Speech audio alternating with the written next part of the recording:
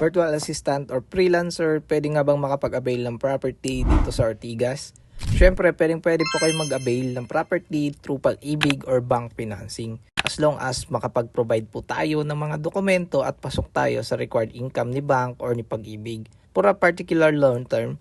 Para sa mga requirements, first on the list, kailangan natin makapag-provide ng proof of income gaya ng payslip, bank statement, COE, or job contract. Meron din po dapat tayong 2 valid IDs with 3 specimen signatures. At kung Pag-ibig financing po ang i-avail natin, kailangan member na po tayo ni Pag-ibig, and proof of membership na ipapasa natin sa developer ay ang Pag-ibig ESAB or screenshot ng contribution sa virtual Pag-ibig app. At ang iba pang supporting documents na kailangan nating i-provide ay ang mga sumusunod.